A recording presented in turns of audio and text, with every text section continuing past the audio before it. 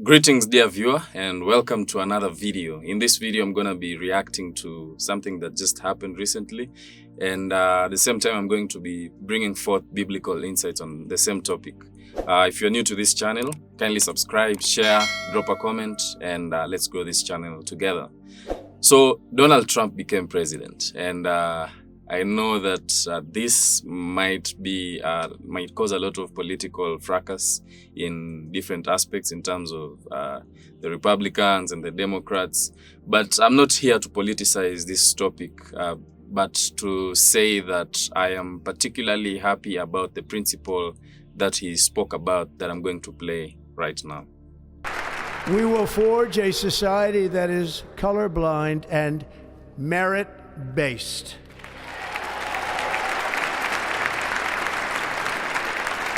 As of today, it will henceforth be the official policy of the United States government that there are only two genders, male and female.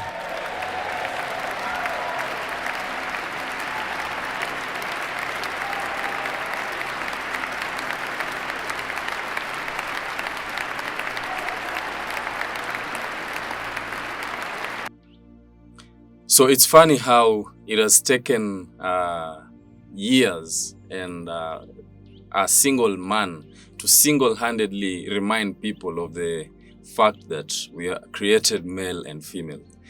I don't know why most people are drowned in this sea of confusion. People think that we have multiple genders, and I know that Donald Trump is not a perfect man, but I am glad that he stood with this reality, because this reality aligns with a lot of Christian values. Organizations like the Fairness Campaign were listening closely as presidential power shifted back to Donald Trump. President Trump, in his first speech, has already taken the opportunity to launch attacks at one of our smallest and most vulnerable communities, our transgender Americans. President Trump immediately started signing orders on Inauguration Day. His executive order says, quote, "When administering or enforcing sex-based distinctions, every agency and all federal employees acting in an official capacity on behalf of their agency shall use the term sex and not gender in all applicable federal policies and documents." And our community is resilient and will make it through these 4 years regardless. The Fairness Campaign has been advocating for LGBTQ+ rights for over 25 years, but we also wanted to hear from Republican state lawmakers on this topic as well. Well, I have a 10-year-old constituent who was watching the speech and turned to her mommy and said, "Mommy, what are they talking about? There's only boys and girls." John Hodgson represents far eastern Jefferson County as a Republican in the House in Frankfort. The executive order also focuses on defending women from gender ideology. We've got to protect women's sports. We've got to protect women's privacy. We've got to protect them physically. My trans siblings know this. Our existence is revolutionary. The call to action is already spreading across Louisville. The Party of Socialism and Liberation rallied against the president's speech. We're going to talk about Trump's agenda and what we can expect, and also kind of how to fight back against that. It's not targeting, it's not an attack, it's returning to the understanding that humankind has had.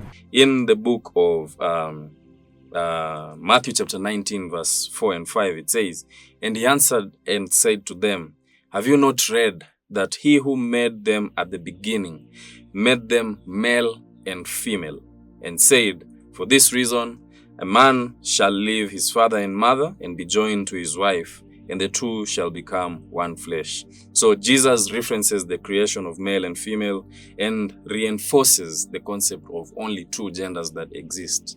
It's been a long time coming. Most of the time, watching these videos where people lash out literally and try to claim that they feel like they are not male, they are not female, and even going to an extent where these days you go into Google and they ask you your gender, and then there's a section where it says custom. I'm trying to understand, like, is there a custom gender? I mean, it has been a crazy roller coaster, and I particularly thank God for his victory. And he's he is not a perfect man. And me actually also living in Kenya, I cannot contribute to the political discourse of the United States. But one thing I can say for sure is the principles that he has stood with are principles that align biblically, and I am grateful for that. Another verse that speaks about gender is Genesis chapter 1 verse 27, where it says, "So God created man in his own image. In the image of God he created them, male and female he created them." I've been wondering for a long time why human beings, too much wisdom that has been embedded within us has brought a lot of confusion also. And it's funny when you watch a couple of videos and of people arguing about their gender, you will even wonder where is this coming from.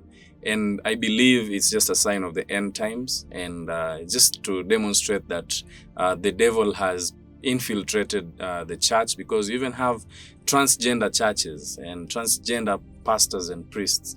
And it is high time that as Christians we stay awake and we have the resolve to observe whatever is happening around us. As I finalize,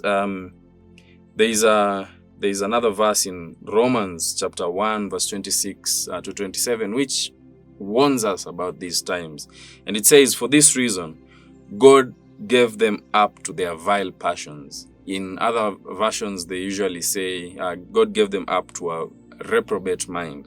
"And for even their women exchanged their natural use for what is against nature. Likewise also the men, leaving the natural use of the woman, burned into their lust for one another, men with men committing what is shameful, and receiving in themselves the penalty of their error which was due." And this verse is basically a prophecy that is speaking about whatever is happening right now. A family can be made up in many different ways. It's called SOGI, for Sexual Orientation and Gender Identification, a curriculum that teaches public school students across Canada to celebrate the homosexual lifestyle and that gender is fluid. In other words, your gender is not dependent on what parts you were born with, but rather what you feel like in the moment. There's people that are boys, there's people that are girls. There are people whose gender might be a little bit of both or might even be neither. And people want that which is not natural. And I feel like, again, I repeat, it's a good time for you as a Christian to be active and to be sensitive to whatever is happening around you. I do not want to downgrade any person who feels like they are misgendered. That might be your own perception. But I pray that the reality and the truth of God comes within you, and you come to understand that God's own construction, or the construct that God has put for the male and female, is perfect and holy and should remain as so. Thank you once again for watching this video, and kindly subscribe if you're new to this channel. Drop a like, drop a comment, and see you in the next video. Cheers.